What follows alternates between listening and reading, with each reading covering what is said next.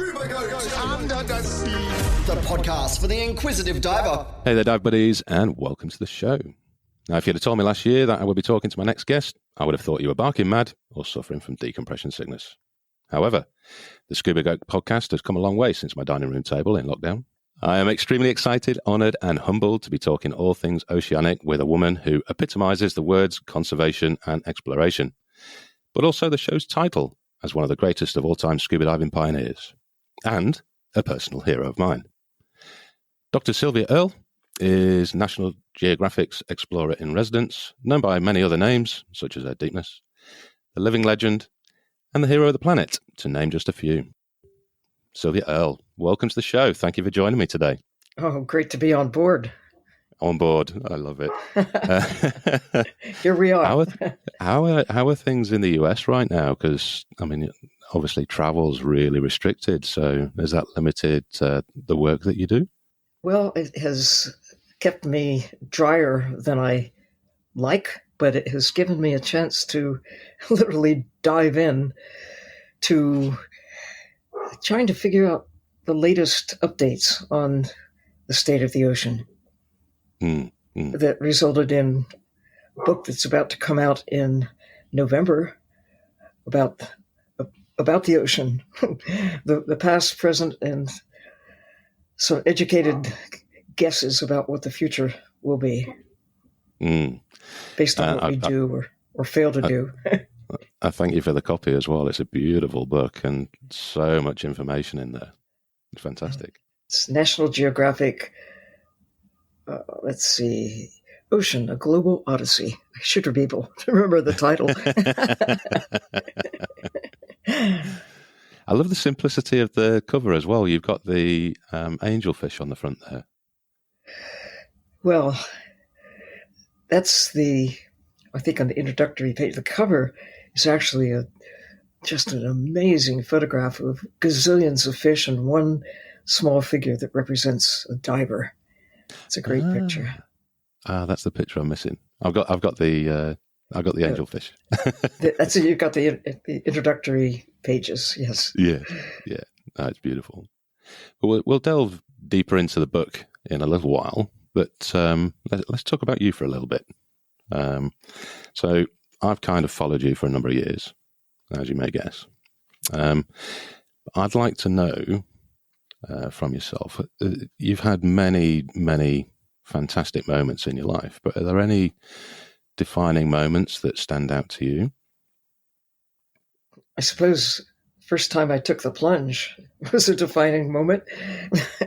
That I just could not imagine that you could actually breathe underwater until I tried it.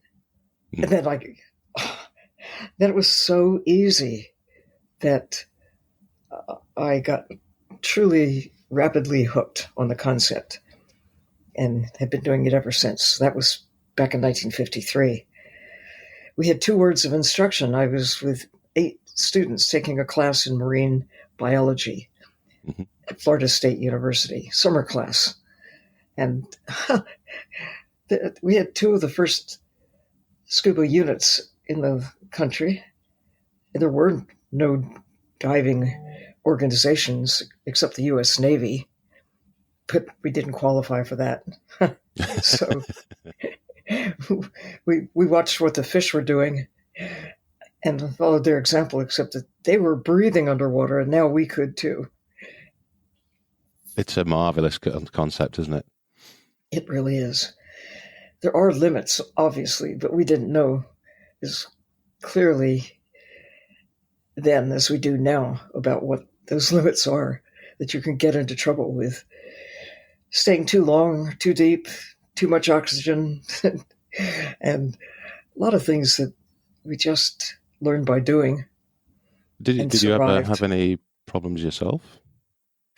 So far, so good. I've been involved with decompressing a buddy after too many deep dives in succession in Truck Lagoon many years ago. But fortunately, there was one of these one-person chambers that was available, but nobody present to operate it, but the instructions were taped on the chamber. So Chuck Nicklin, who's a great longtime friend and diver, together we figured it out, and our victim, who is Al Giddings, who has thousands of hours of successful underwater diving, amazing photographer, filmmaker, but he just stayed a little bit too long, a little too deep, and tried to brush off the symptoms at first, but nature doesn't pay any attention to our rules. Yeah. So anyway, we successfully took him down to 165 feet, kept him there for 11 hours.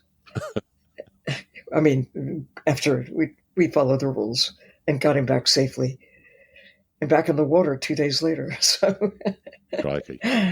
Good on you. He's scientists, marine biologists, and compression nurses.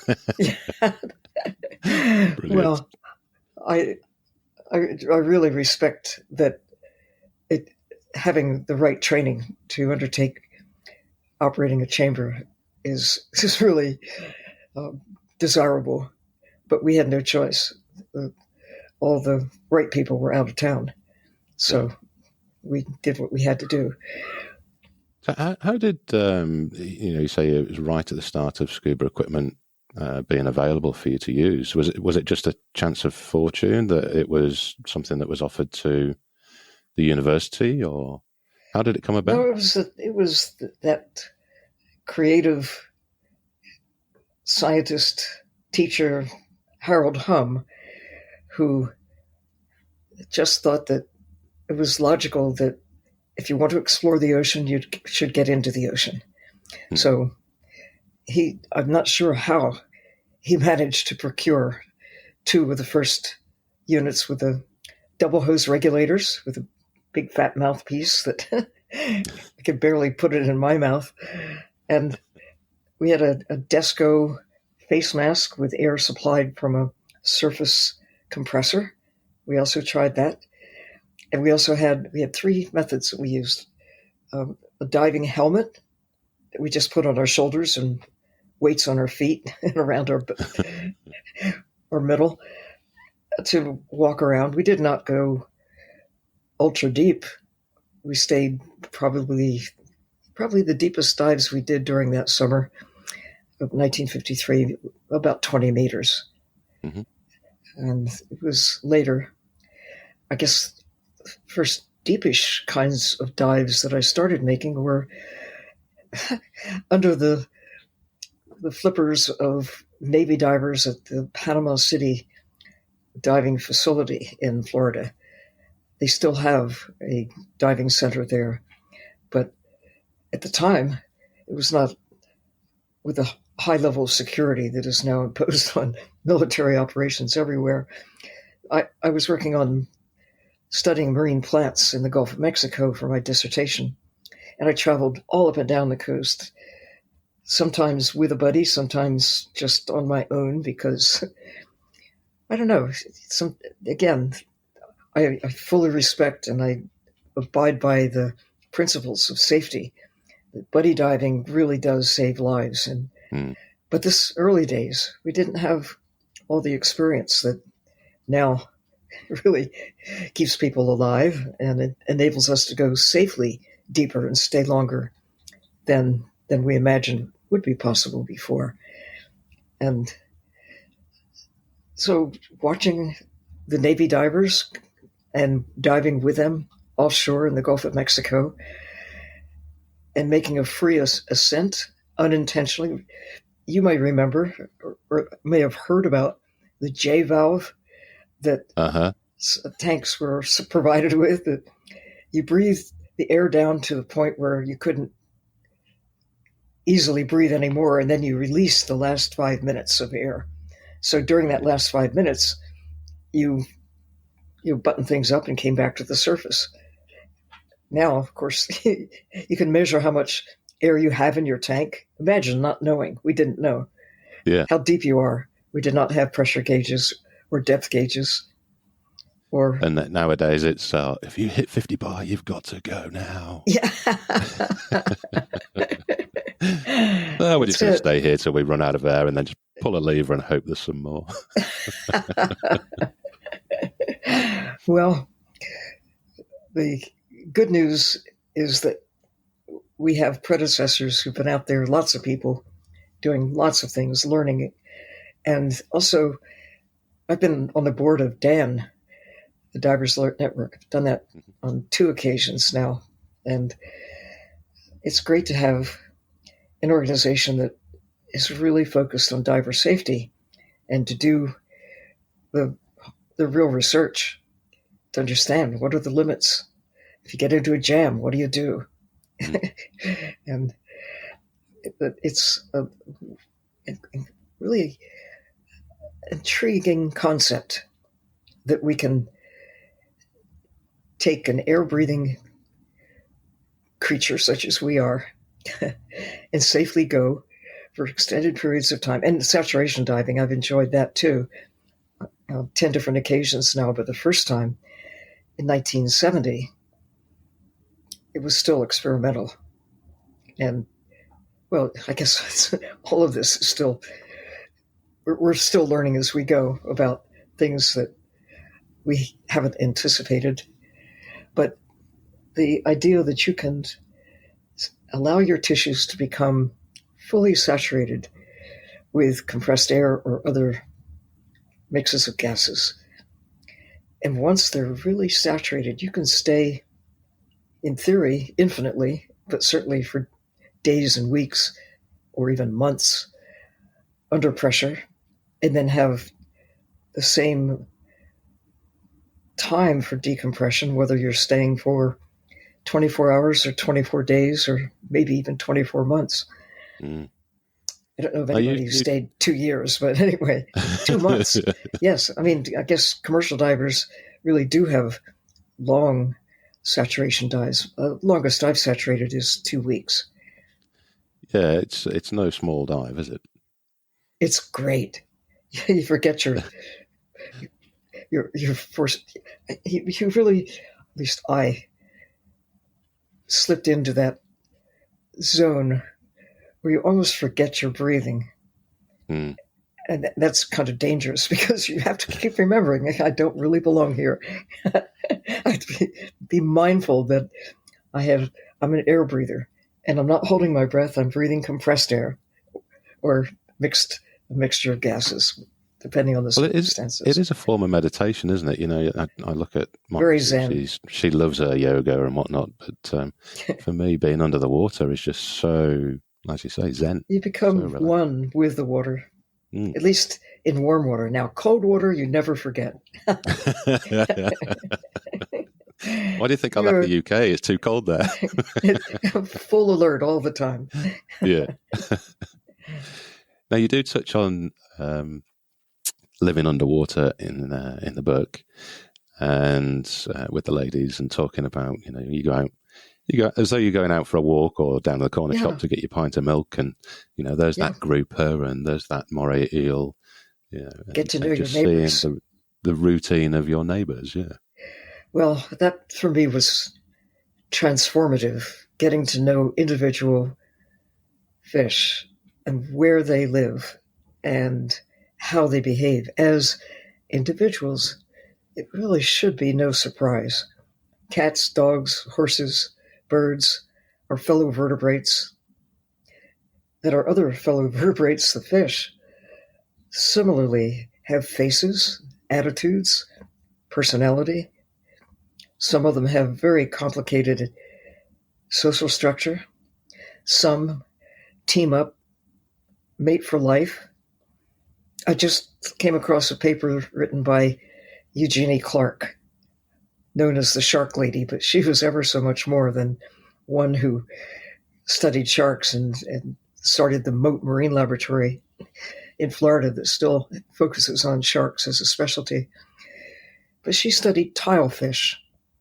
They're monogamous, which means they choose a mate and they stick together for years, not just Seahorses also tend to be monogamous. They don't live as long as tilefish. Tilefish can be around for 20 years, maybe more. And to imagine that, not people don't even obey those rules, But here are these fish. Steady as she goes. They choose a mate and they stick together. It's really something that fishermen tend not to take into account. The fish is just, either bait or it's something to catch and eat or catch and sell. But those who have the privilege of spending time underwater, you really see life in the sea. Not just fish, but lobsters take on personality and have habits, social structure, and behaviors that are really intriguing when you get to focus on them and think of them as just miracles, creatures that are the result of literally hundreds of millions of years of give and take. And they're here with us. Yeah. And so many people, when I have these discussions with people about what's it like underwater, and I refer back to being a kid, and most kids, girls and boys, have a little dream every now and then of visiting a far-off planet and meeting aliens, etc., etc. Well, step into the water, and you've done it. Absolutely. And yes, in so many ways, they seem alien, like an octopus. Oh, I'd love to be an octopus, wouldn't you? Change color, make your skin take all different shapes and move your arms, and your whole body can just be so flexible. On the other hand, we now understand what has taken all preceding history, but mostly what we've learned in the last 50 or 60 years about how all life is connected, and that we share genetic makeup and composition to a very large extent with most of the rest of life on Earth, not just our fellow primates, like chimpanzees and other great apes, where we have very close, like 98% similarity to chimpanzees. It's that 2% that makes all the big difference. But when you look at even bacteria, we have DNA in common. We can capitalize on that similarity, the chemistry of life, by harnessing microbe power to synthesize things that are useful to us, such as certain pharmaceuticals that we use, but they're synthesized by bacteria. And insulin, for example, I think that may not be the only source, but it is a source. It's the chemistry of life, and it's shared across all variations on the theme of living creatures, from elephants to eels. It's human beings in between, and all the diversity of life in the ocean. So they're alien by some ways of looking at it, but they're very familiar. The same basic chemistry of life. And yet, the wonderful thing about that is how different each individual is. Not just, we can tell an elephant from an eel, of course, but you can tell every elephant from every other elephant, every cat from every other cat, every human from every other human, every cod from every other cod, or tuna. That's a concept that makes my head go wah, wah, wah. Right, all the similarity that holds us all together, but couple that with enormous diversity of life. Each and every one of us are individual, aren't we? Yes, right. It's a beautiful thing. I want to ask about Mission Blue. Yes. I did watch the documentary again the other day. I've not watched it for a while, but I think it's 5th or 6th time now. Big shout out to Fisher Stevens. One of my, I know the Mission Blue itself is a much more important point to make, but seeing Fisher Stevens feeling rough as hell on a boat, rocking in the oceans, and you're completely oblivious to it and working away, I think is just fantastic. Well, I have to say, I think no one is immune from what is known as seasickness, mal de mer. I have experienced it, and I know what it's like to be so sick that you think you're going to die, and then you wish you could. You feel so bad. But fortunately, I don't often succumb. Yeah. One of my best dive buddies talked me out of it once. He said, you just need to make the ocean your friend. Dance with the ocean. When the ocean is rocking and rolling, just go with it and embrace it and enjoy it. And you can't always get away with that, but mostly it's a mindset. It's not always. I've seen people, and I've experienced it myself. You might have gotten sick standing on the dock, but it's exacerbated when you get out and back and forth in the sea. But mainly, I love it. Yeah. I never sleep as well as anywhere as well as I do when I'm at sea. But I don't want to sleep. I want to be awake 24/7, just to soak it up. You did have a special moment. We'll come back to Mission Blue in a moment, but I'm doing tangent thing here. The gym suit. Again, you talk about it in the book, and being so deep underwater, and that moment of turning the lights out and seeing the life. That's got to be something that just is unforgettable. I'm sure that any diver listening can empathize with that feeling of going as deep as you can on any one dive, and yet you see that the ocean keeps going and the fish keep going. The life, the desire to go deeper and stay longer is always there.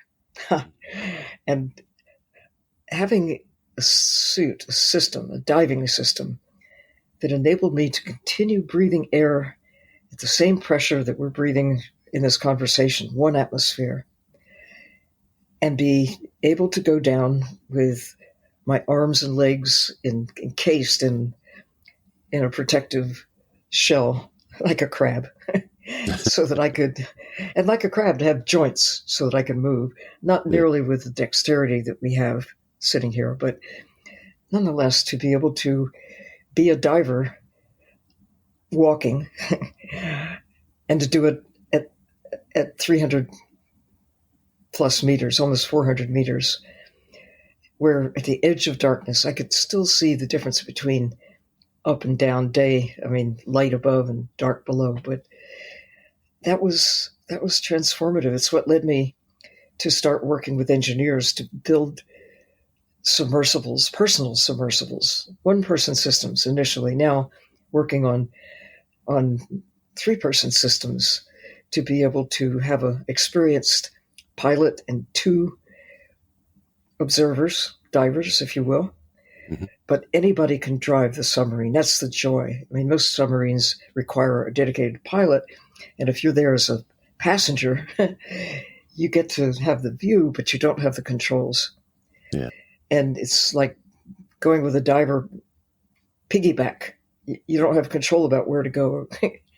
You just have to go along for the ride, like a taxi driver or passenger. So I am thrilled to now be, again, looking over the shoulders of engineers and really seeing that vision come true, that you can take 1 or 2 or 3 or more people, but 3-person systems now that are still small enough so they can be transported in a standard shipping container to places anywhere in the world and go down to 1,000 meters. Wow. That's into and below the twilight zone, where it's really eternally dark except for bioluminescence. Ah. Yeah.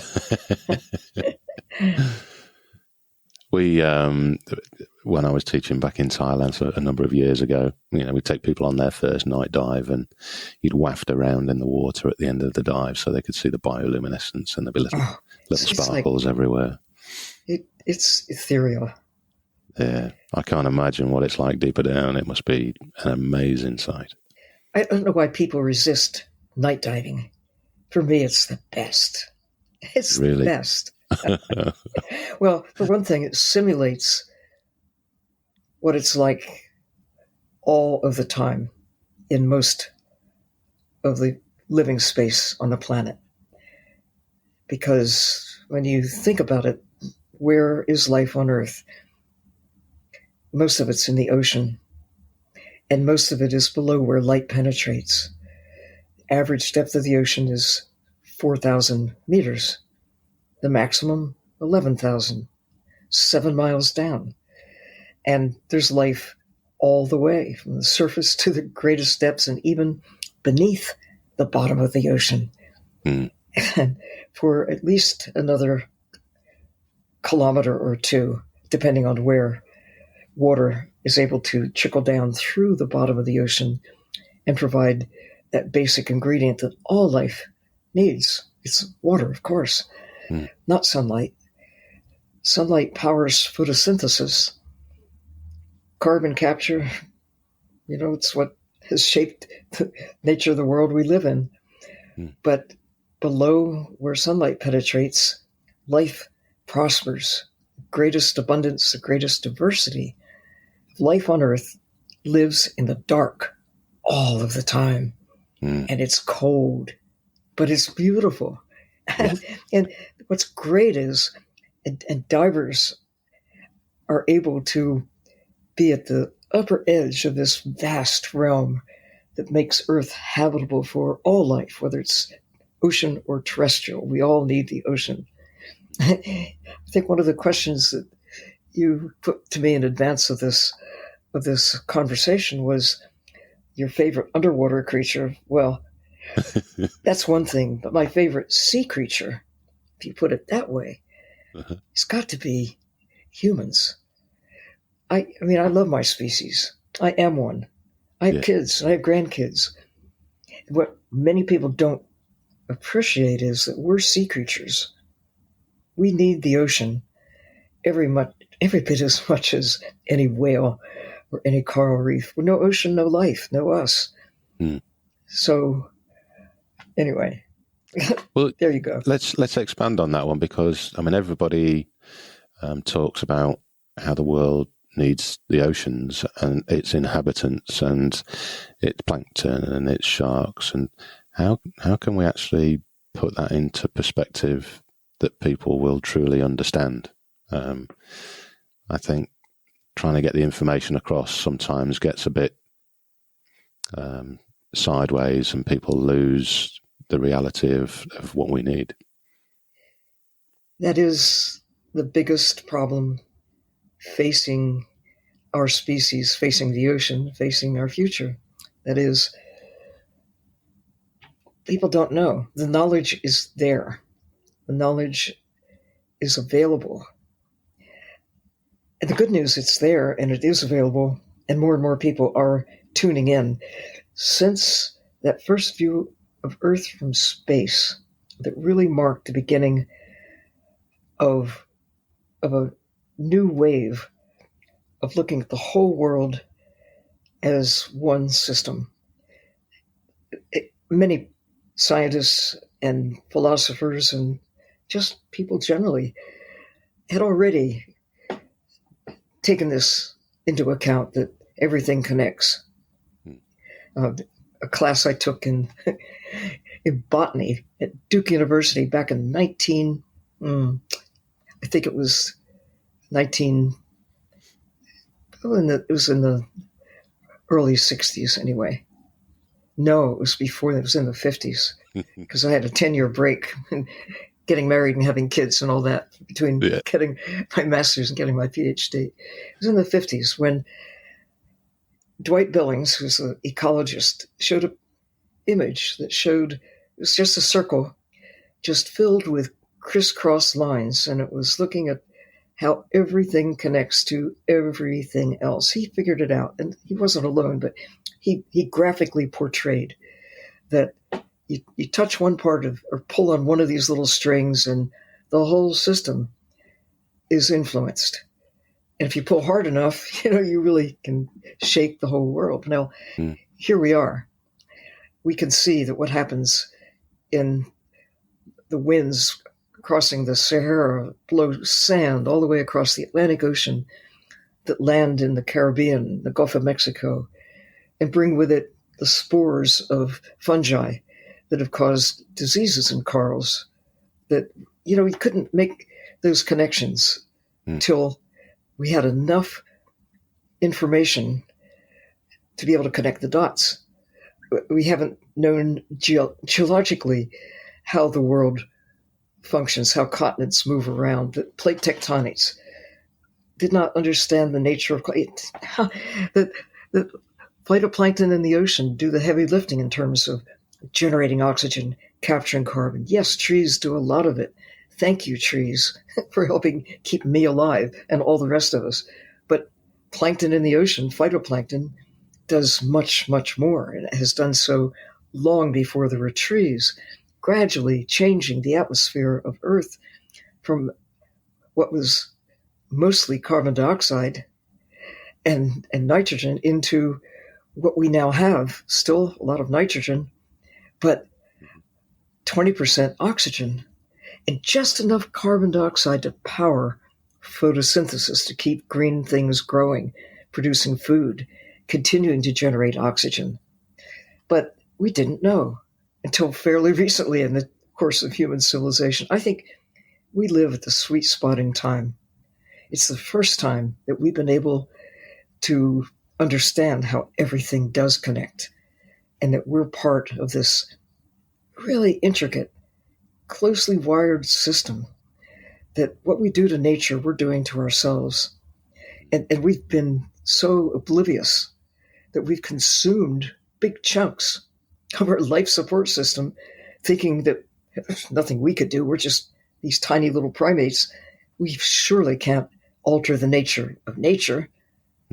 But here we are in 2021 saying, what we've put into the atmosphere, what we put into the ocean, what we've taken from the land, clear-cutting forests, what we've taken from the ocean, clear-cutting the ocean, so that 90% of the sharks, the tunas, the swordfish, so many creatures, just on my watch, your watch, we've been watching this collapse of the very systems that we need to maintain a habitable planet. So a lot of people still haven't gotten that message. The knowledge is certainly there. Anybody can put the pieces together because we got this great puzzle with pieces coming into place. So how do we know what the weather's going to be like in a couple of weeks? We used to look at the Farmer's Almanac and thought that we got heads up about what it's going to be like next March. But in fact, we were beginning even then to see patterns and make rough predictions about what we might be able to expect based on experience from the past. But now we're up in the sky with satellites, with instruments that can take measurements, look at the whole world and hold the world in our hands, if you will, and see it, calculate it, measure it, and predict with far greater accuracy than old Farmer's Almanac ever could. And we take it for granted, or starting to anyway. But there's so much more that we need to understand and appreciate and put on the balance sheet, which is why Mission Blue really got started, to try to be a conduit for information and a conduit for the message that we must take care of the natural world, land and sea. Our focus is on the blue part, as if our lives depend on it, because they do. So it's an investment in your life to plant a tree, to protect a reef, to let the fish, unless you're really hungry, let the fish stay in the ocean because they are so important. And we have taken so many for so long that the populations are in serious decline. So people ask me if I eat fish, and I say, I used to. I know what they taste like, Yeah. but I also know how important they are. Yeah. And that I want my fish alive in the ocean. And all the rules and regulation, the laws that are in place favor those who don't care about them alive. They want them as a source of money. Yeah. Mostly. Most of the heavy industrial fishing is not about feeding people. It's about feeding your bank account. It's wildlife is money, monetizing wildlife. We used to do it with birds and elephants, and just about every other living thing on the land. Basically, we've changed that habit. We haven't changed with respect to ocean wildlife, except whales. We did change with whales, seals, sea lions, our fellow mammals, but not fish. I guess we'll get there someday. I hope we do, because it's the key to the blue carbon part of the carbon equation. If we could just keep more fish in the ocean, we'll keep more carbon in the ocean. We'll heal the processes that have taken hundreds of millions of years to develop in our favor, and it's taking us a few decades to significantly, break those systems, carve them up, sell them off. I think you hit the nail on the head there as well. It's all about money at the end of the day. People wanting to make monies and have a comfortable life for themselves and not thinking of others and other species on planet Earth. Well, we think of fish as free goods. Anybody can go out and take them, and no, you don't have to pay anybody to do it. You have to get there. Your boat costs something. But perversely, the large-scale industrial fishing fleets that are now extracting millions of tons of ocean wildlife, the biggest wildlife trafficking, biggest wildlife trade on the planet is ocean wildlife. Yeah. And we don't think of it that way. We think of pandas and polar bears and birds and things, but it's biggest wildlife trafficking is in legal extraction of wildlife, subsidized in most countries with large industrial fleets, have large industrial subsidies, fuel subsidies, loans to gear up, and agencies that foster the extraction of ocean wildlife, not the care of ocean wildlife. Some countries have both. Australia has both. The United States has both. We have conservation methods. At the same time, we have investments to help fishermen catch fish and market them and get gear that works. Find where the fish are so that they can be commercially extracted. And yet, it's a false accounting, because I don't see how we can possibly imagine that fish are free. Yeah. There's a cost to all of us when we take them out of the ocean. And it's a massive cost. For those that can see it, it is a massive cost. And my only fear is that the increase of awareness is slower than the increase in the people who want to grab more money from the oceans. Well, hopefully we can reverse that somehow. Part of the reality is, and communication is absolutely the key, that the rate of being able to share knowledge the way we are right now is unprecedented. It's really the best hope we've got. And it's what one of the principal things that Mission Blue does, is to have a robust form of communicating to the public.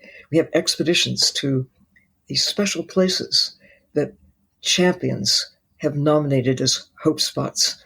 And there are 140 hope spots now globally, many more in the wings that go through a process of review by a council of scientists.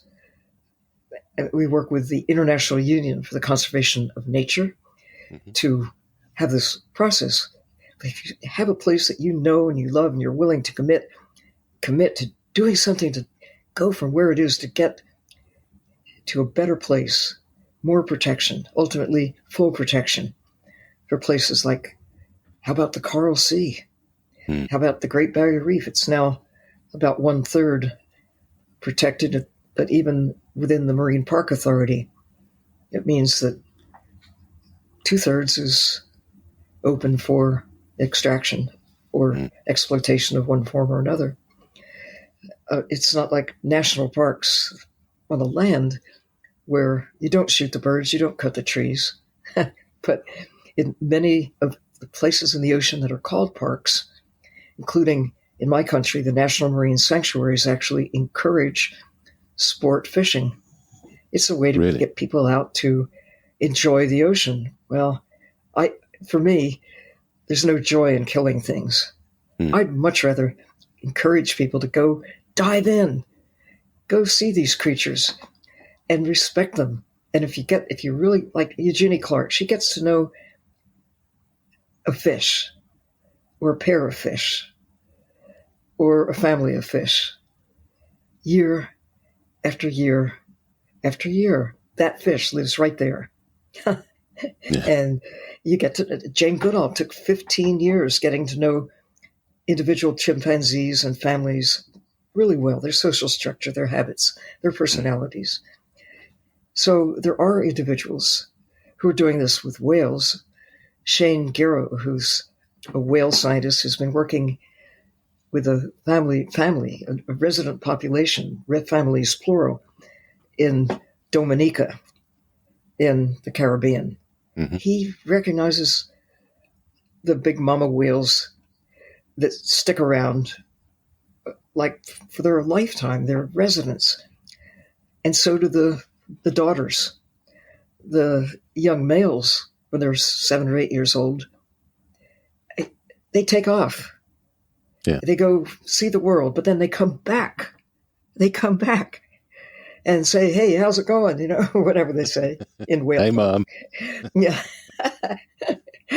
Oh, how are the sisters doing? Anyway, but it's getting that long experience of getting to know a place and getting to know individuals, respecting them as neighbors, if you will, as fellow creatures on this amazing miracle of a blue planet. Yeah. So the champions that we have now around the world are just so important to working with their communities, working with their governments, working internationally. We want to encourage protection of the high seas beyond national jurisdiction. That's about half the world. And divers really represent a powerful voice.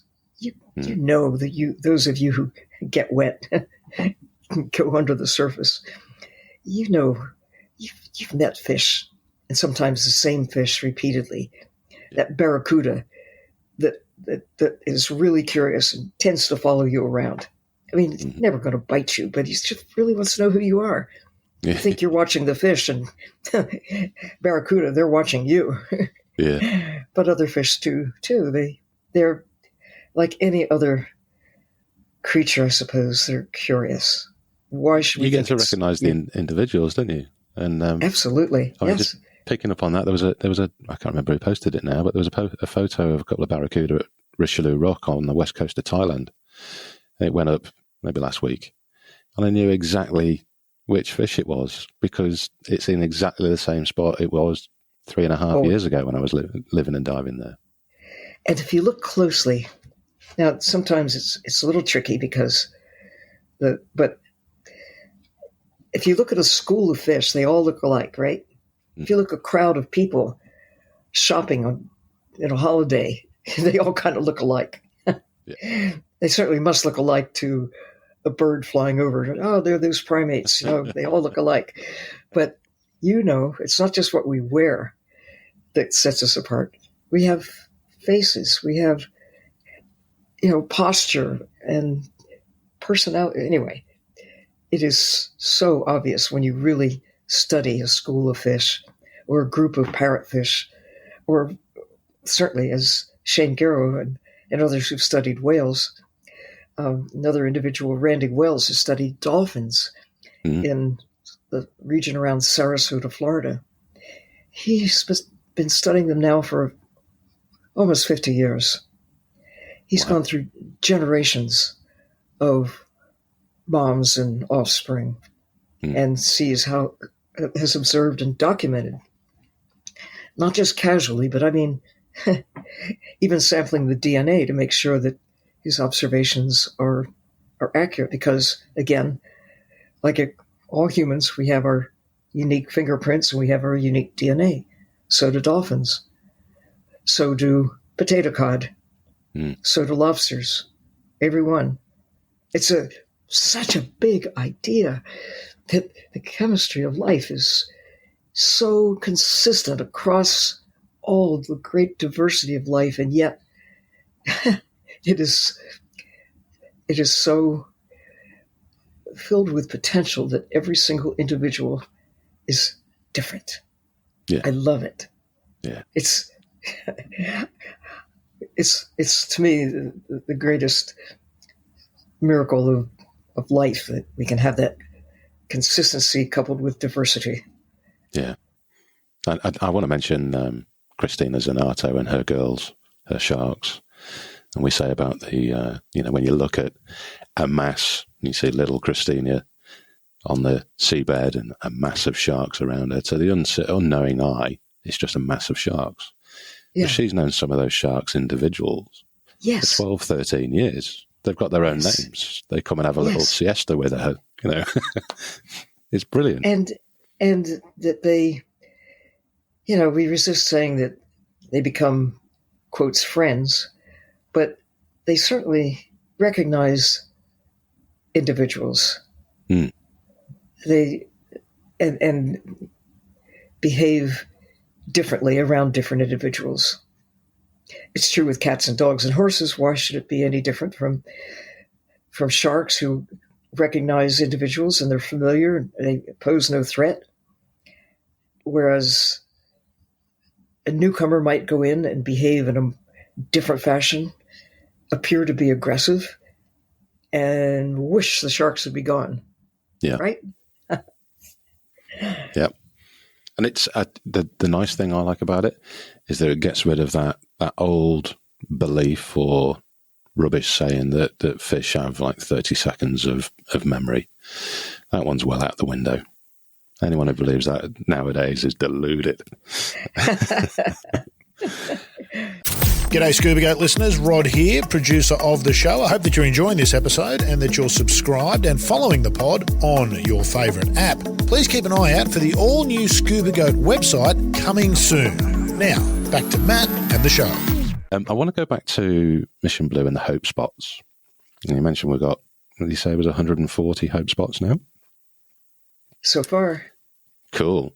Now, I was going to ask how they're created and how it all comes about. I would actually like to pose that there's a particular location in the Solomon Sea in Papua New Guinea, and it's off the coast of Oro Province, and it's called Cape Nelson. And I used to work there, and it is, without a shadow of a doubt, one of the most beautiful places I've ever visited and had the pleasure to dive. And I've taken a few people back there as well. But if I wanted to propose Cape Nelson as a hope spot, what's the process? How would I go about that? The easiest thing to do is go to the Mission Blue website and ask that question. And step by step, you can be led through how to submit an application to the Hope Spot Council of this volunteer group of global scientists are not there to say, yes, this qualifies, no, it doesn't. No, they're there to help you get through the process and to help you not just to get a place noted as officially recognized as a hope spot, but you become part of this network of hope, this family of places where information is shared, gathered and shared. Images are put into the system. That stories, good news, bad news. Here's my problem. Here's how I solved it. I've got a problem. You got any advice? Those kinds of things become available to those who become a part of the network.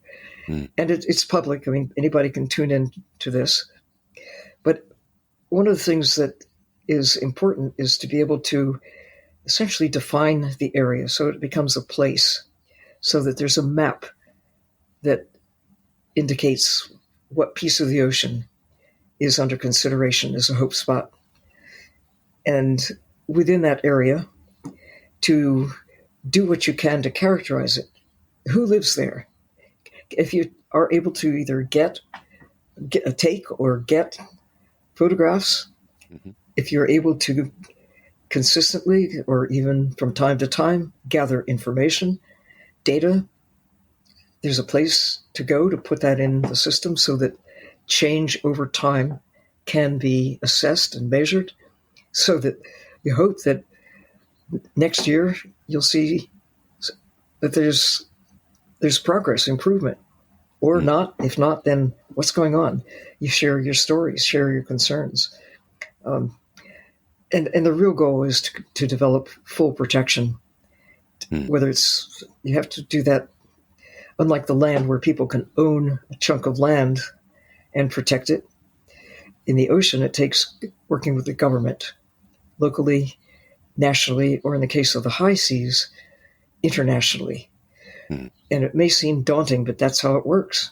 And it does work. People do have influence. Use your power, use your knowledge, your superpower of knowing. And the special edge you have is those who explore under the surface. Tell people what you see. Anyway, so we work with the company called Esri, the Global Information Systems company. It's based in California, so that every place has a story map and this framework where you can put data, images, stories, so that your hope spot becomes a place, really a place you can embrace. People tend to be place-based.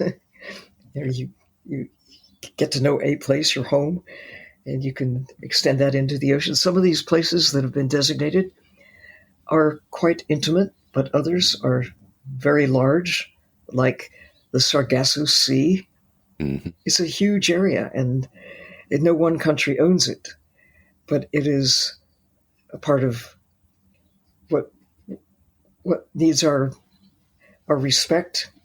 And there is an alliance of people, the Sargasso Sea Alliance, working with governments in the whole region to try to enhance protection for the Sargasso Sea.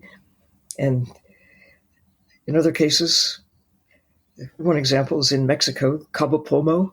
It's a few square miles, but it really is loaded with great stories about a fishing community that saw that the fish were disappearing, decided to stop killing them, started caring for them, started to realize their greater value alive than on our plates. And they have a thriving dive tourism operation that is more consistent than when you take 30-year-old fish out of the ocean, it's gone. It's free, but once it's out of the ocean, it doesn't even come back in 30 years. You've disrupted the system. And some of the fishing techniques that are now being applied are not just hook and line.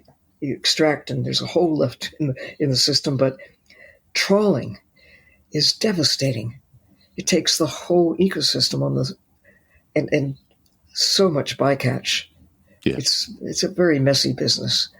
So we're trying across the board to eliminate destructive techniques for extraction of wildlife. Well, we've got a destructive technique going on down here, and it's been going on for years, and that's the shark nets and drum lines off the coast of Queensland and New South Wales. And, horrible news come through a few days ago of a humpback whale that's been caught up in one of the nets. And it just keeps happening time and time again.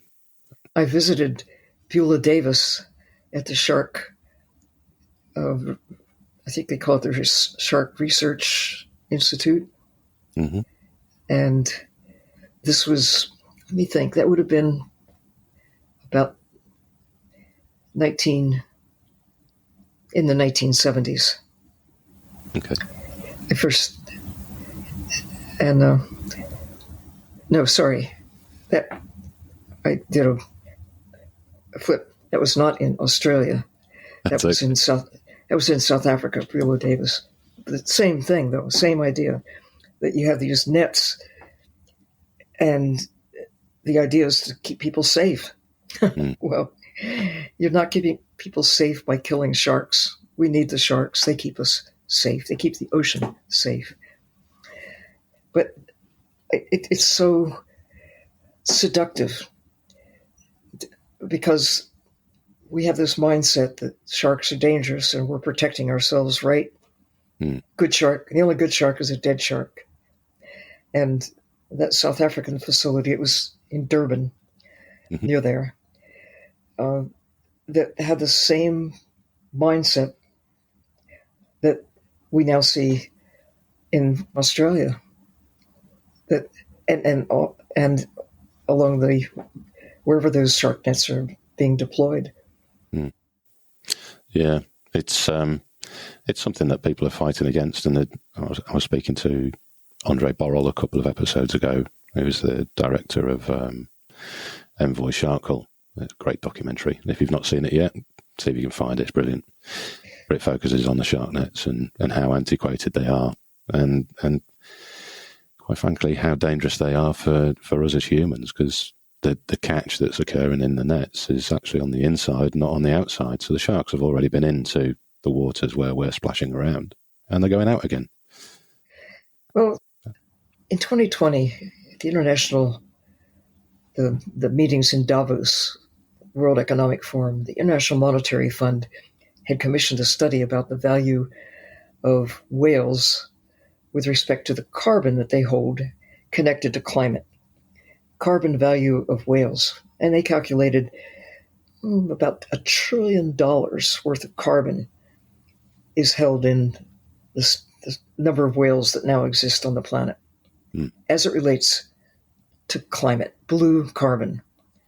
So if it works for whales, it has to carry over. It has to be the same for sharks. Yeah. How much blue carbon is captured, sequestered, and ultimately, under normal circumstances, would be taken to the depths of the ocean where long-term carbon storage takes place. And while they're living carbon-based units, they're giving back nutrients that power the phytoplankton. Just as whales, when they eat, they give nutrients back to the ocean and foster the photosynthesis that is so vital for carbon capture, oxygen production. It's the system. It's the way the world works.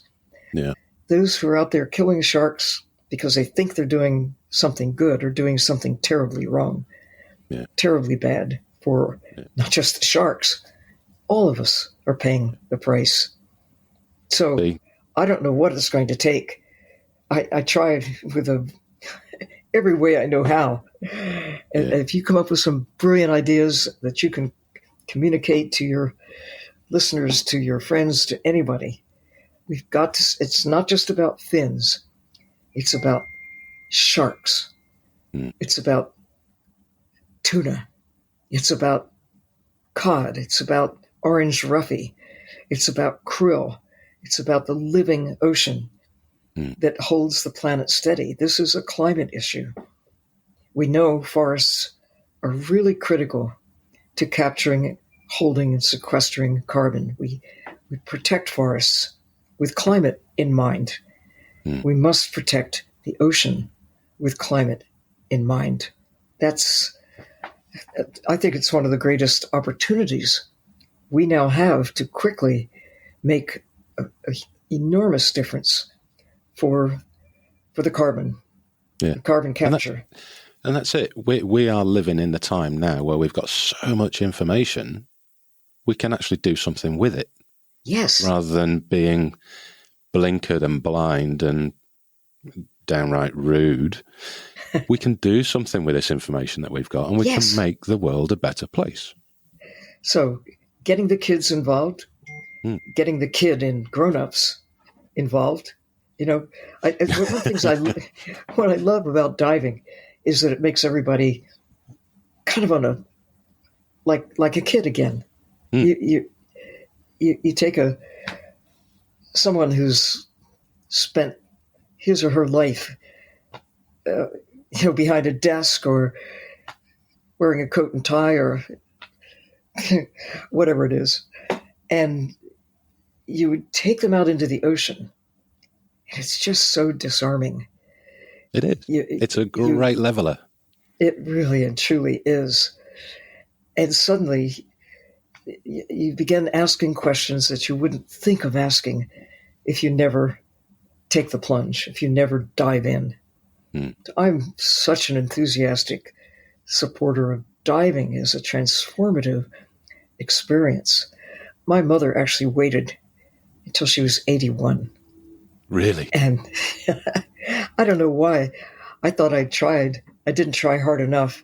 I wish I could. I literally, I was just, I guess, so wrapped up in all the other things that I was doing, and she seemed perfectly happy doing all the things she was doing. But she would tell you, don't wait till you're 81 if you can. But if you are, it's not too late. Yeah. You can take diving at such a wide range of effort and or whatever it is. You can make it really easy, really simple, really just like a walk in the park. Yeah. And clear, warm water. And of course, snorkelers are part of this army of power to transform the world. But you can always go a little deeper. And I'm, as you know, I'm dedicated to developing submersibles that can take kids and CEOs and anybody. I'm a kid. I'm living proof that men get older, but we never grow up. Neither do scientists of any, whatever the gender. Oh, dear me. It's one of the things I tried to express in this book, to take people on a journey to be able to. Not too many people do what I've done, read it cover to cover, but it is a journey, beginning, a middle, and end. But within it, there's stories that you can take one bite at a time. But together, they tell the story of the ocean. But in particular, how did people overcome the lack of gills? What is it that? How have we technologically, in a remarkably short period of time, been able to go from standing on the shore and being able to go to the deepest part of the ocean? Only a handful of people have done this, but some have. Only a handful of people have stepped on the moon. And we've come a long way since stepping on the moon. And we're getting there more rapidly now in the ocean, but we're still lagging far behind access to the skies above. Yeah. But let's get with it. Again, on the book front, I've got to say, I'm not a massive reader. I'm not the kind of person that picks up a book and starts reading. I'd rather go and do something else, like diving or photography or whatever. However, I think it's been, it must be 7-8 years since I've actually read a book cover to cover. And Ocean is the first book that I have done from cover to cover. Oh, that's two of us. I've thoroughly enjoyed it. It is mesmerizingly beautiful with so much information. It's fantastic. And thank you for diving into that endeavor. Yeah. And like I said in the introduction, I never thought I'd be talking to you about a National Geographic book. I mean, it's amazing. But the book is due out later this year? Comes out in November. And the opportunity to use the pandemic as a time of reflection and just trying to put the pieces together.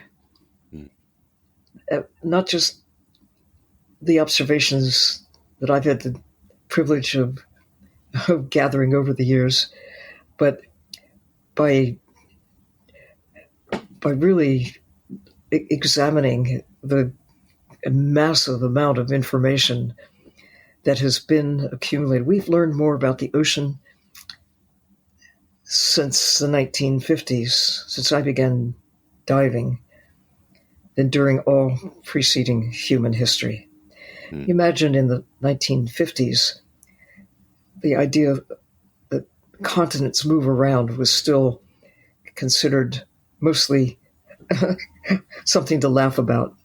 That there's no way that you could move the continental masses on a scale that now we know has happened. Yeah. And that they're in constant motion. It just happens to be slow motion. Yeah. Geologically stately pace, like a very long distance dance.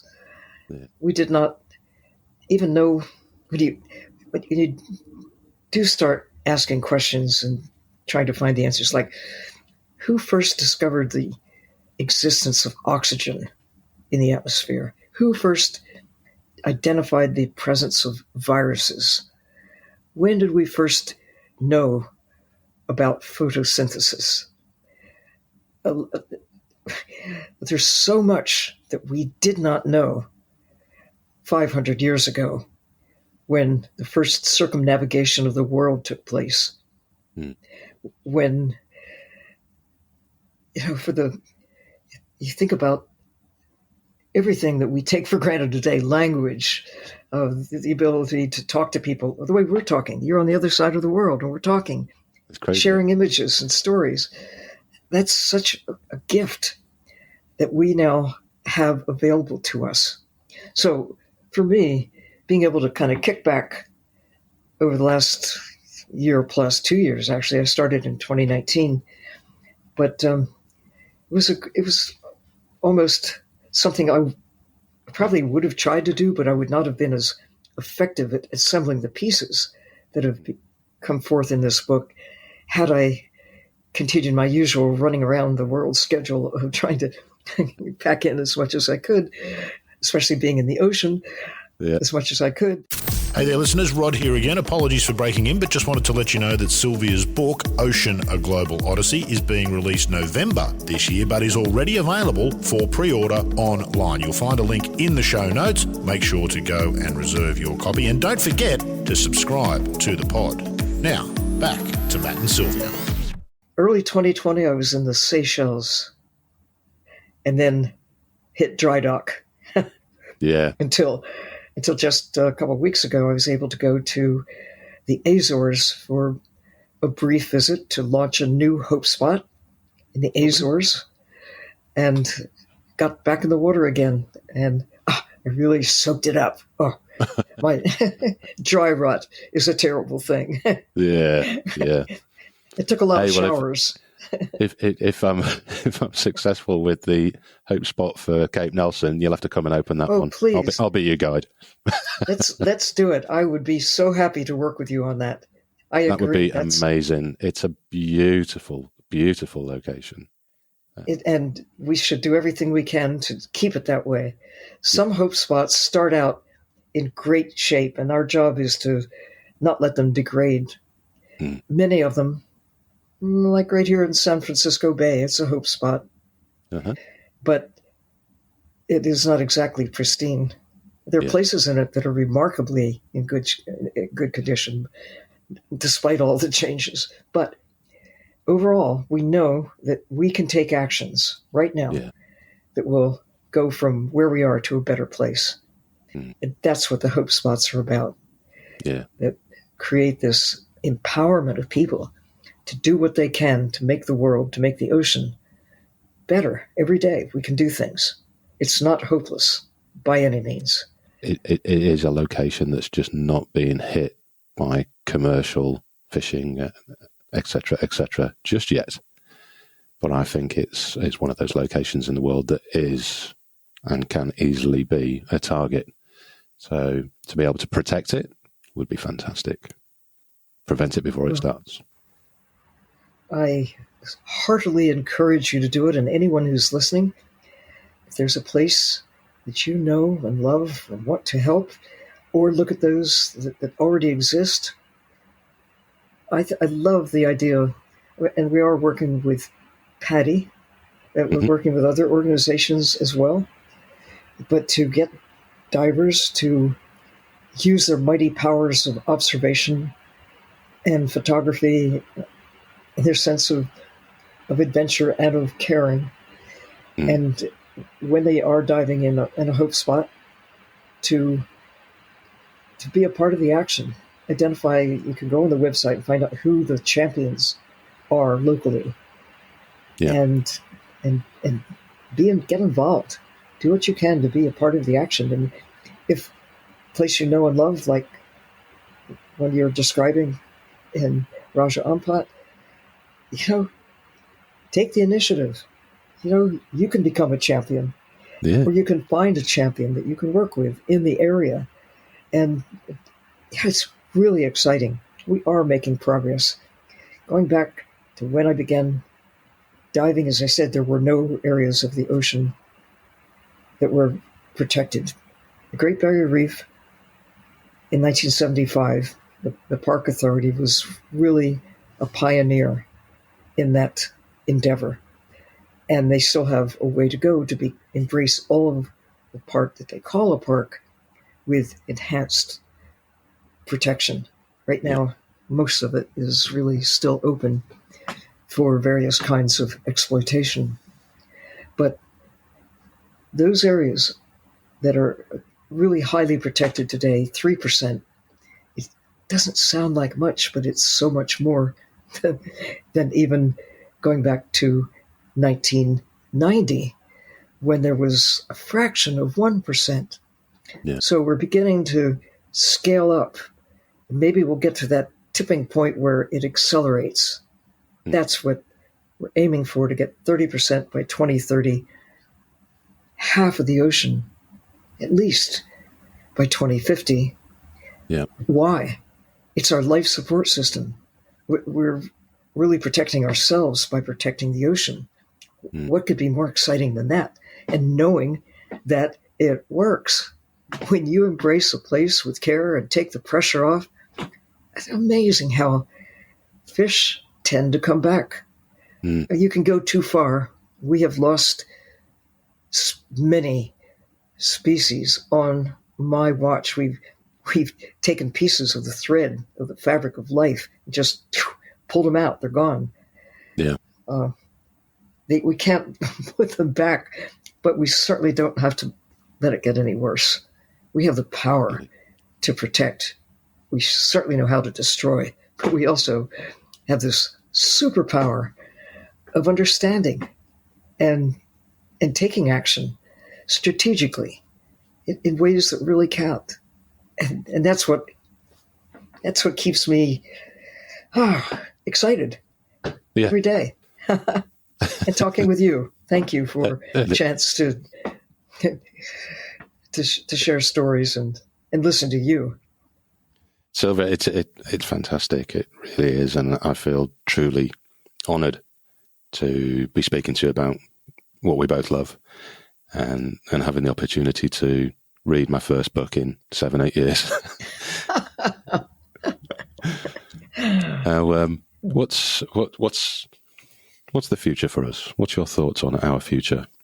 We've just touched on it there, but the reality, are we on that cusp of improvement? We have a choice. We know what to do. The evidence is all around us that our life support system is in decline. we know why. There are a lot of other creatures on Earth that are really smart. I keep thinking about dolphins and whales and elephants, and I've met some pretty smart fish in my time. But they cannot know what we know, what you know, what 10-year-olds of today know, that no humans could know at the time that I was a child. The children of today are really cause for hope, because they have grown up in a time when knowledge has been more accessible than any time in all of history, and there's more knowledge there, meaningful knowledge, knowledge that we know how to provide food for ourselves without killing the ocean. We've got the evidence. We know what to do. We know how to feed ourselves with a lighter touch on the land. We can restore much of the surface of the planet, land and sea together, and more effectively use parts that have already been converted without carving up new, wild, productive areas. We should not take another inch of intact forest. We really should not. We should say, thank you, forest, for keeping me alive. And it's true with deserts, too. We need healthy desert systems, because there are answers there about how life can go on under very dry circumstances. And certainly in Australia, so much of Australia is naturally dry. But there's life there. They've got strategies for survival that we could learn a great deal from. How do they do that?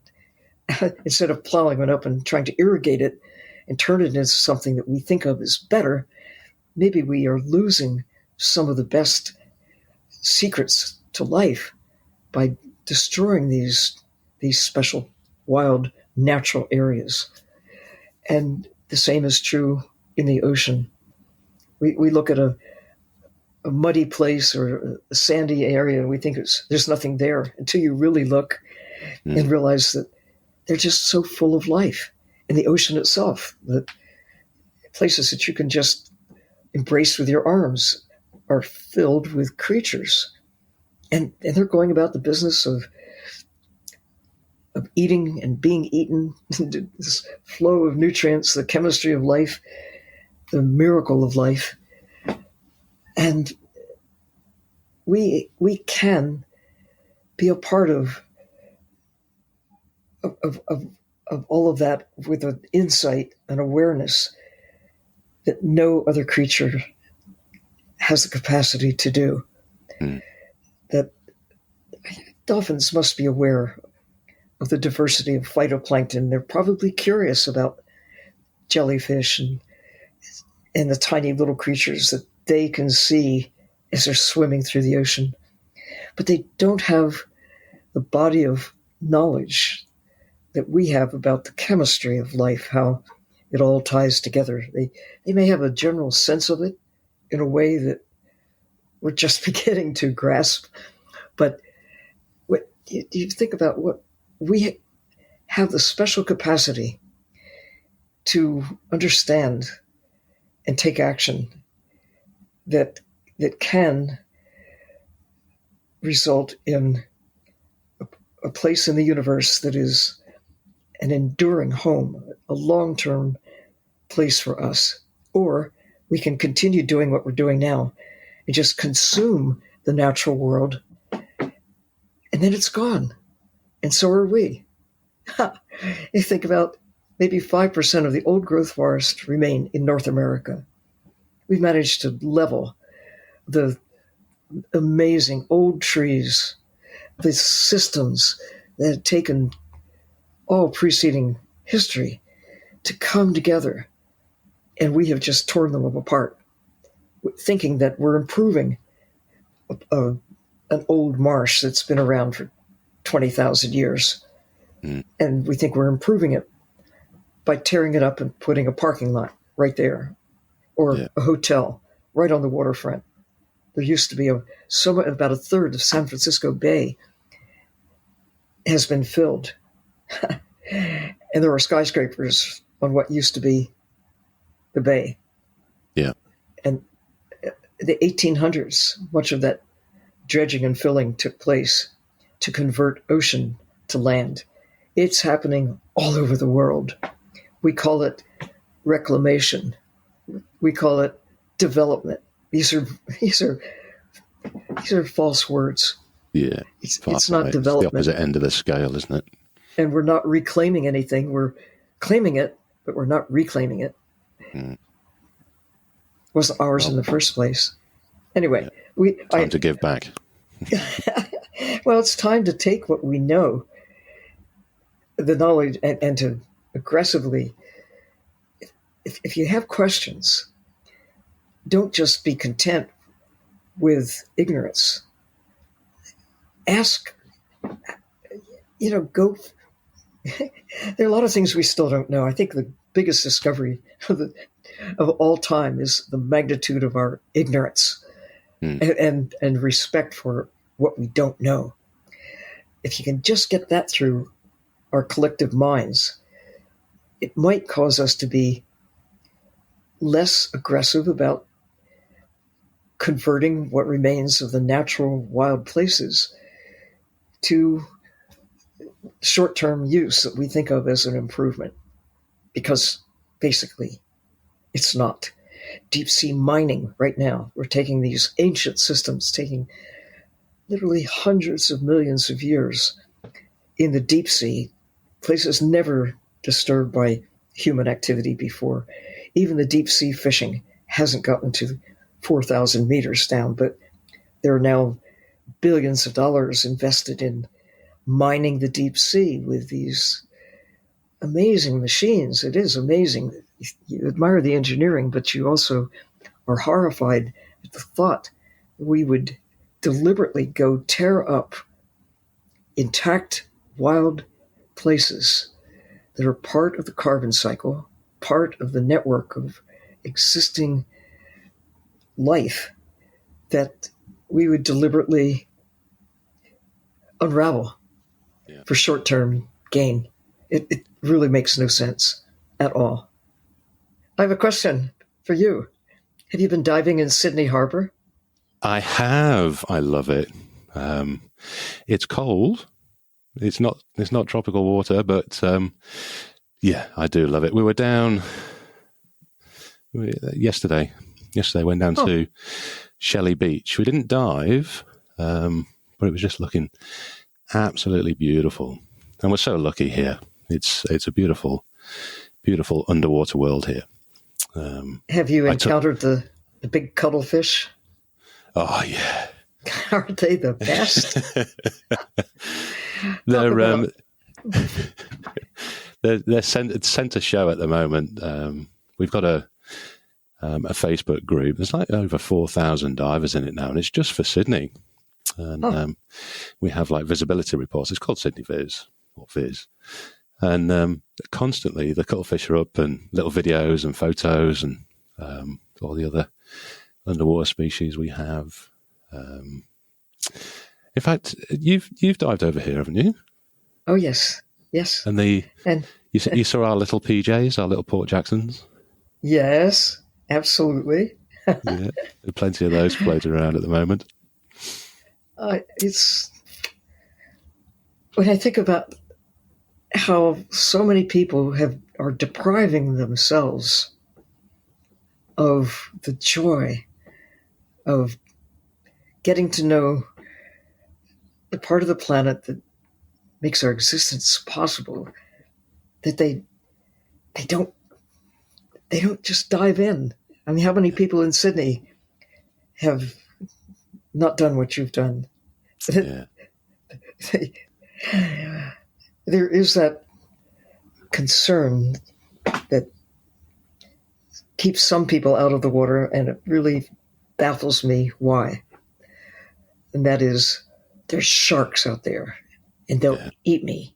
I mean, I used to, in the early days, be a little bit concerned when I saw sharks underwater because of this idea that they're out to get me. And now I'm concerned when I don't see sharks.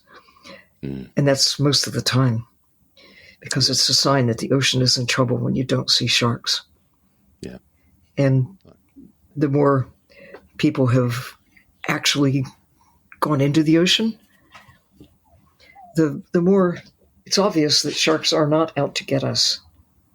Every once in a while, maybe a shark will, out of curiosity perhaps, or maybe sometimes hunger because we've taken all their food for our tables and left nothing much for the rest of the creatures out there. But, we take so many bites out of them. There are millions of sharks that are consumed either as soup or steaks or just their fins. It's just crazy that we have an appetite for sharks. It just doesn't make any sense about why we should do this.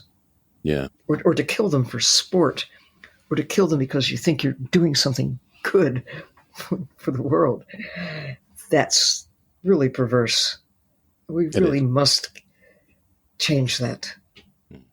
And it's people, all over the world. Everyone who has an opinion, and the right opinion, on how we need to protect sharks. And it's a culmination of all those people coming together that's actually going to make the voice heard. And we compare the media nowadays to what it was in the 80s following Spielberg and Jaws, etc., etc. Right. I think that, albeit they still do say shark attacks rather than shark bites, which is more correct, we are seeing this lean towards an improved view of sharks. And that can only come from all of those individuals that have got a collective voice. And you have some real champions, Ron and Valerie Taylor, who were based in Sydney for so many years. But they started out thinking, as did I, that you had to fear sharks. And they became very, very strong voices for protecting them, because they could see what divers can see for themselves. They're not a threat. And in fact, they're beautiful, and they're really important to the integrity, the health of the ocean, which is important to our health.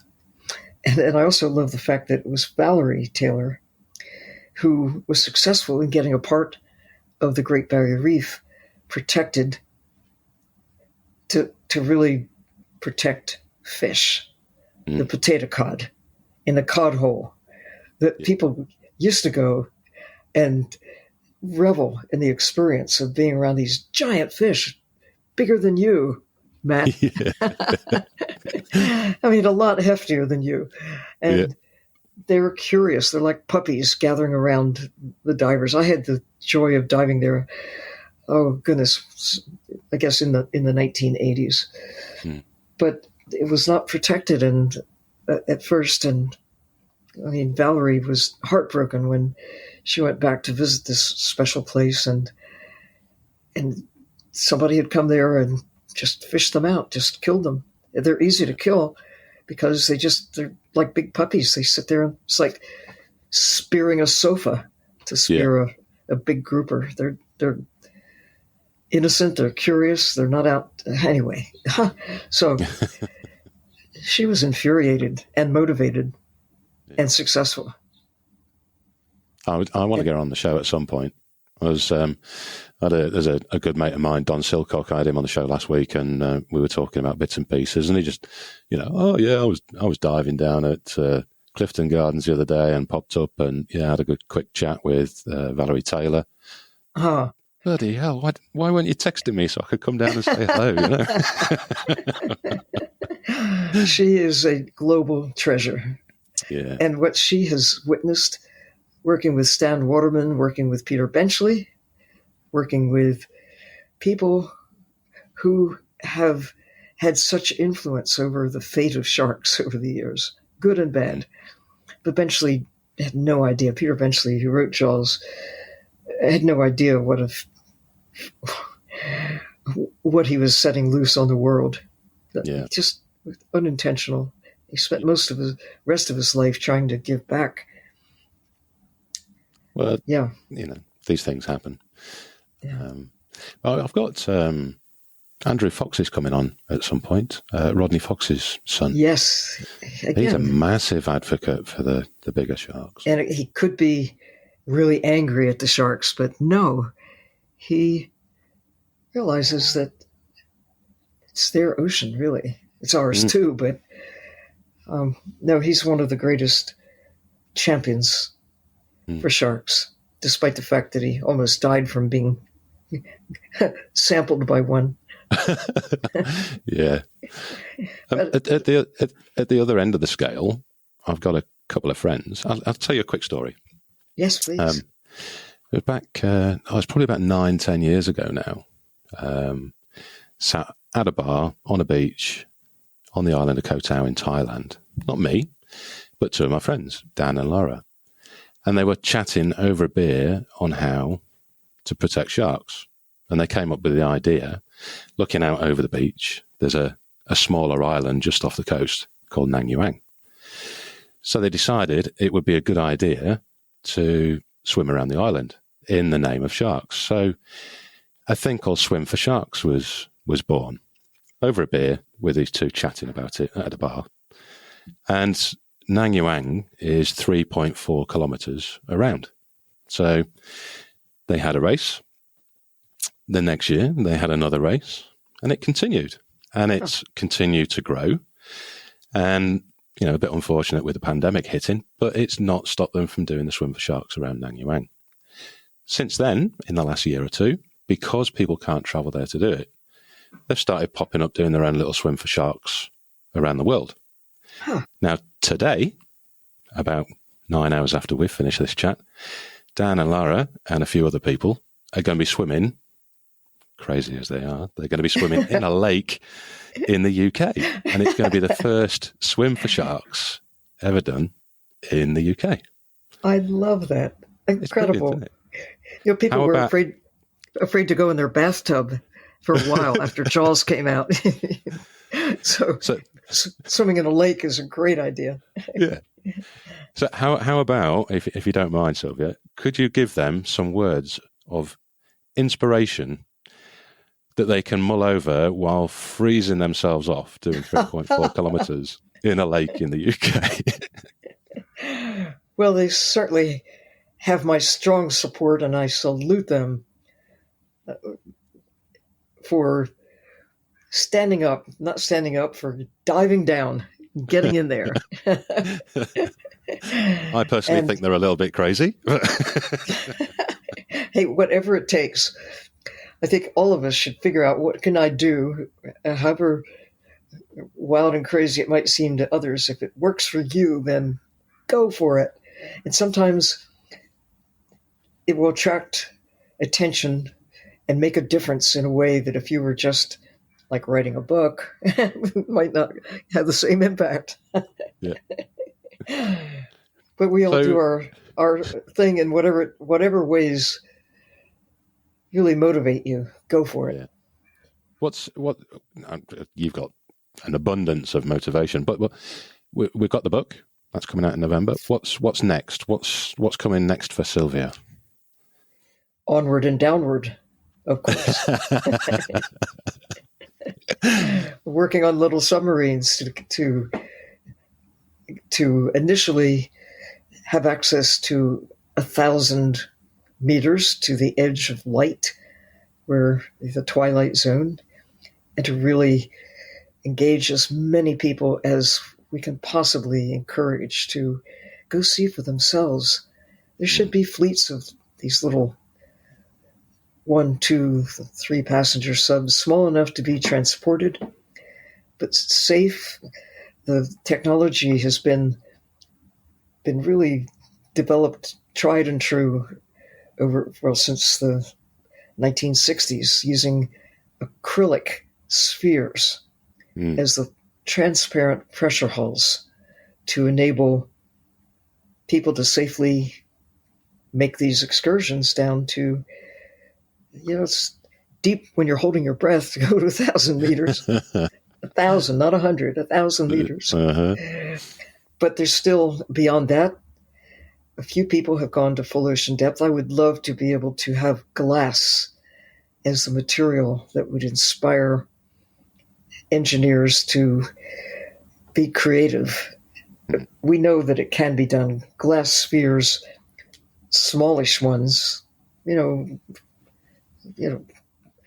30 centimeters across but you need to get big ones, big enough and safe enough for humans to go.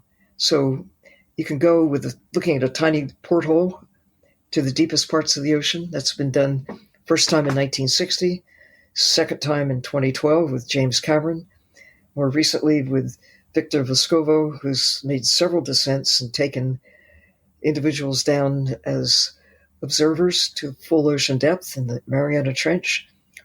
And it's tremendous that we now can say with confidence, absolutely, it's like flying in the sky. There was a time when people thought that was a ridiculous idea until somebody did it. And now everybody's doing it, if you will. And I don't fear traffic jams underwater.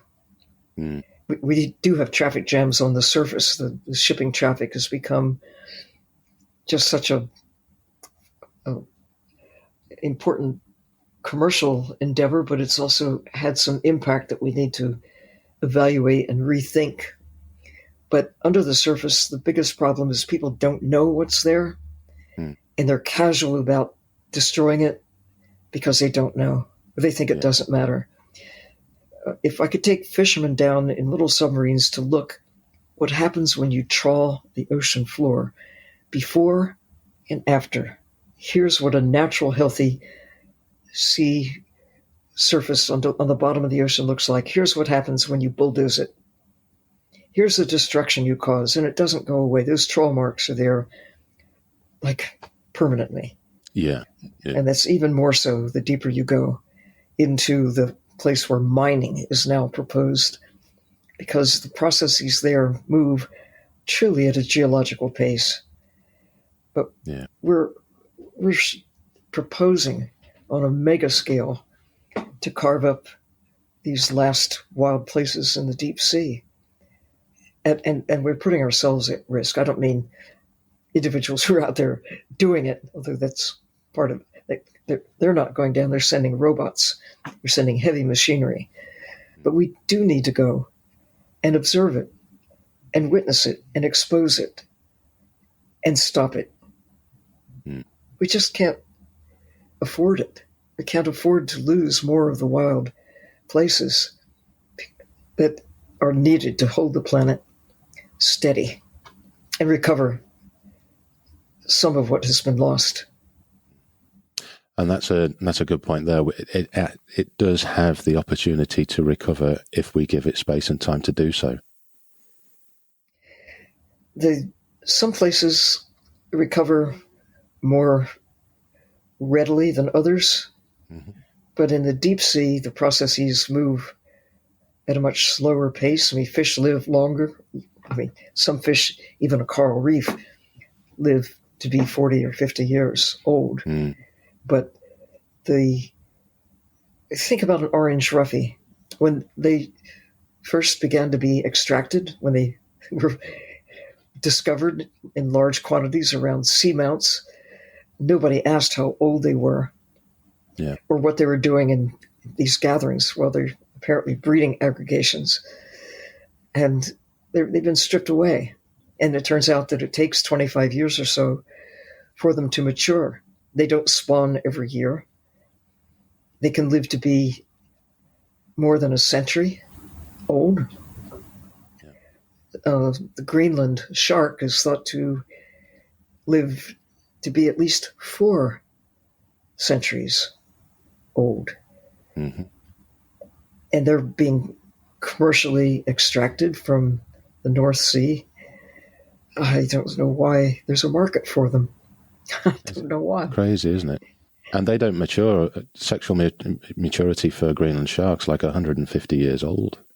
Something like that. It's just, whatever it is, they've got to be, if you think in terms of value, worth dollars and cents, they've got to be worth more to us alive than dead. There's so much we'd like to know about them. How do they live? What do they do? What about their nature enables them to live so long? Might there be secrets we could unravel about their chemistry, about their life story that would help increase our longevity? And I don't know. They're just questions that we may never have a chance to ask if we lose them. Yeah, yeah. And that's the thing. We've got to stop, losing species. I mean, you've mentioned tuna a few times now, and, it's probably the most commonly known fish in the sea and on the supermarket shelf. But when you put it into perspective and look at like the bluefin tuna and its own sexual maturity and trying to reproduce, we're pulling them out of the water quicker than they're breeding. And it takes a lot of tuna to have even a few tuna. It looks like the world should be back wall to wall with tuna, because when they spawn, there's so many opportunities for these little tiny fish to be creatures to populate the ocean. But they are part of the food chain. They're part of the nutrient cycle, part of the ocean chemistry. That most of the eggs produced never make it through the gauntlet of the carbon cycle in action, the nutrient cycle in action, that you get to a point where there's so few tuna that the reproduction is diminished, that the number of eggs that even get fertilized is not the same as when you've got masses of simultaneously spawning adults. It's true with cod. It's true with a lot of these mass spawning species. Now, there are others that, like sharks, that have very few young by comparison. Every fish counts, no matter what the appearance of it is. When you see a massive school of herring, you think, oh, there's so many. We could never eliminate our job is to go out there and take as many as we can, but actually we've taken so many of these small fish that their numbers are declining as well. That means the food chain. Think of all the creatures that require little fish for their sustenance. They cannot get to phytoplankton. I think you asked me the question in preparation for this conversation. What is your favorite undersea creature? I was going to ask, how do you say it? Because I can't even say it. I can see the word, but I can't. You can say it slowly. It's Prochlorococcus. You can say it. Yeah. Prochlorococcus. That's it. Prochlorococcus. It's easy once you let it roll off your tongue a few times. Put it in a poem or a song. Prochlorococcus. And pretty soon you've got it locked in your brain. It'll stay there. These are the organisms that were discovered for the first time in 1986. Oh, really? And are now known to generate maybe 20% of the oxygen in the atmosphere. Wow. So what else don't we know that's out there, down there, making the Earth habitable for us? Because they're so small. Apparently the smallest photosynthesizing creature on the planet that we know about so far, anyway. What else is out there? It's a kind of bacterium, blue-green. Yeah. Used to be classified, that category of life is algae, but we now know they're bacteria. But they're so abundant, so widespread, a number of variations on the theme of Prochlorococcus, but collectively, from polar oceans to the tropics, they are doing the heavy lifting, along with diatoms with coccolithophorids. I could have put that one in there too, because they did a lot of heavy lifting in terms of capturing carbon and providing food for large numbers of creatures in the sea. But Prochlorococcus, I think, because, first of all, it's a relatively new discovery of great importance. It's like a wake-up call. Yeah. What else are we destroying, changing out there, just because we haven't known how to look for it until now? We should use the precautionary principle. If you don't know, why would you presume that a higher, better use of, let's say, a rainforest is to turn it into a sugarcane field than its original composition of these diverse systems? And I think of how much forested land all over the world has been destroyed in my lifetime.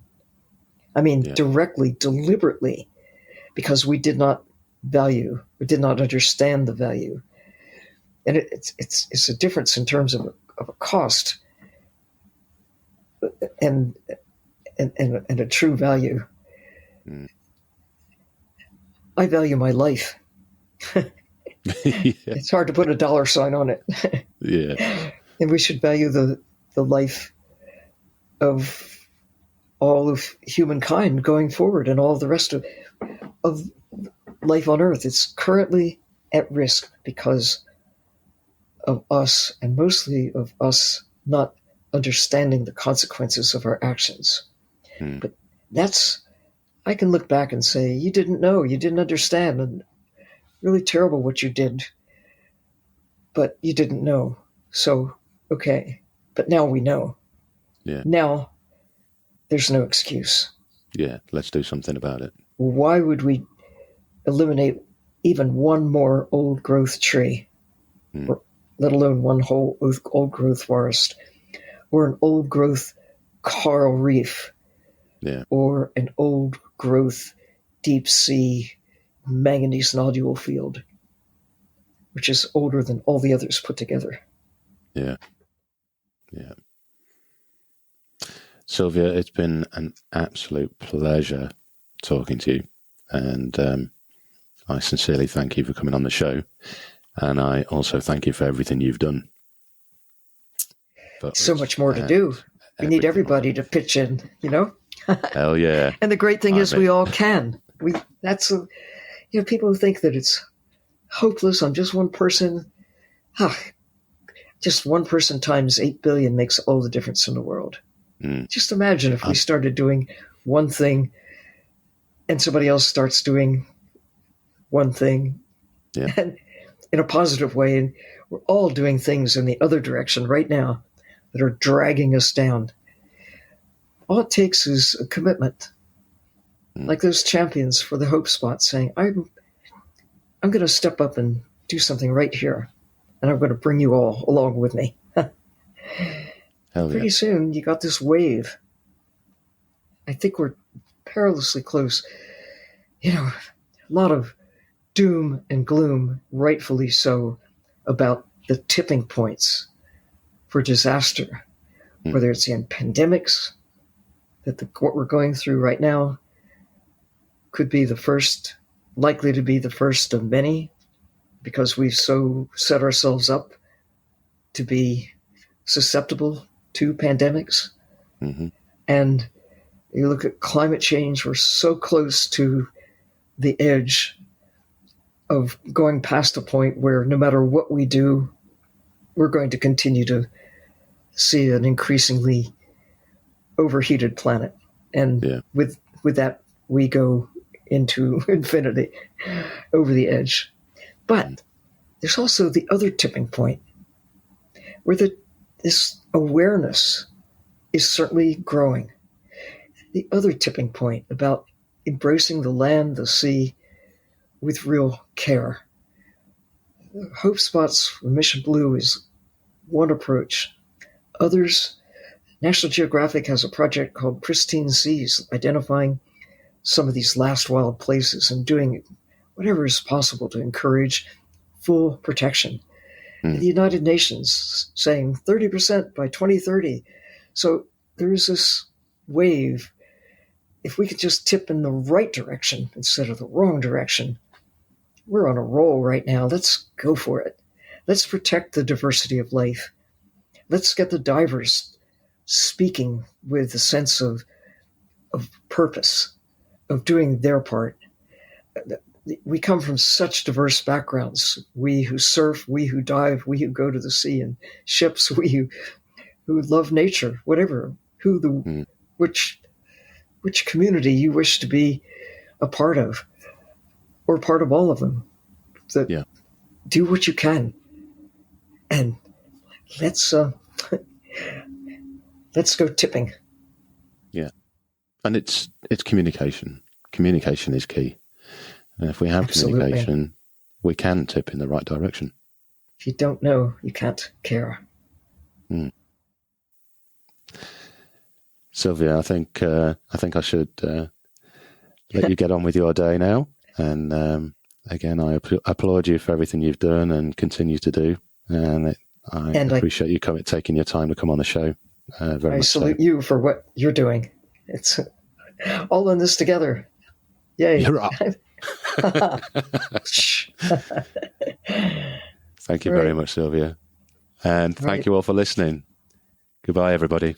This is Scuba GOAT Under the Sea, the podcast for the inquisitive diver.